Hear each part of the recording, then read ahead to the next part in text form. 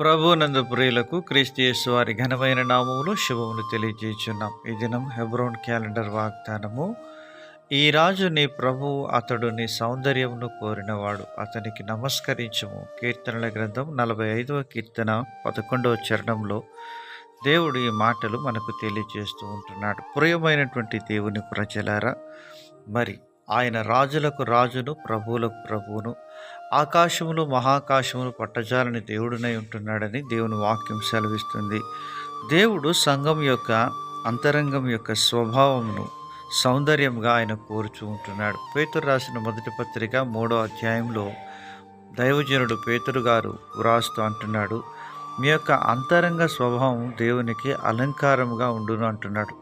సాధువైనట్టు మృదువైనట్టు స్వభావమును అలంకారంగా ధరించుకొనుడి అంటున్నాడు. ప్రియమైనటువంటి దేవుని ప్రజలారా, ఇటువంటి సాధువైనట్టు మృదువైనటు స్వభావము మన ప్రభు అయిన యేసుక్రీస్తు వారిని చూపిస్తూ ఉంటున్నది.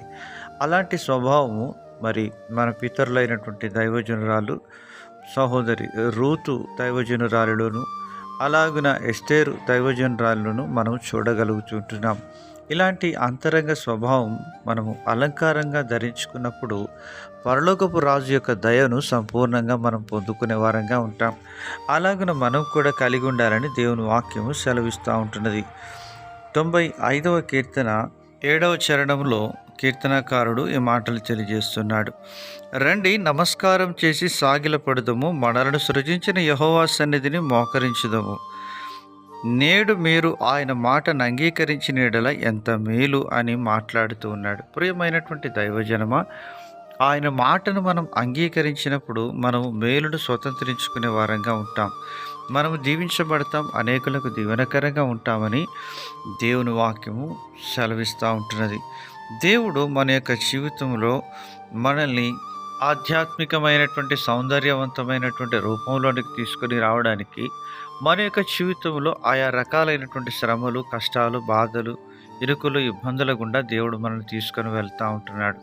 అలాగే మనం వెళ్ళినప్పుడు ఆయనకు ఇష్టకరంగా మారుతూ ఉంటాం. ఒక గొంగలి పురుగు సీతాకోక చిలకగా మారడానికి ఎంత సమయం తీసుకుంటుందో ఒకసారి మనం ఎరుగుదు. అలాగున అది చాలా కాలము ఆ రీతిగా ఉన్నప్పుడు తన యొక్క గరుకుదనం అంతటిని పోయి అది నూతన సృష్టిగా మార్చబడి గొంగలి పురుగు సీతాకోక చిలుకగా మారినట్లుగా మనము కూడా క్రీస్తు యేసులో ఆ యొక్క దాచబడి ఆధ్యాత్మికమైనటువంటి సౌందర్యాన్ని కలిగి ప్రభువుతో మనము ఉండడానికి ప్రభు మనకు సహాయం చేయనుగాక.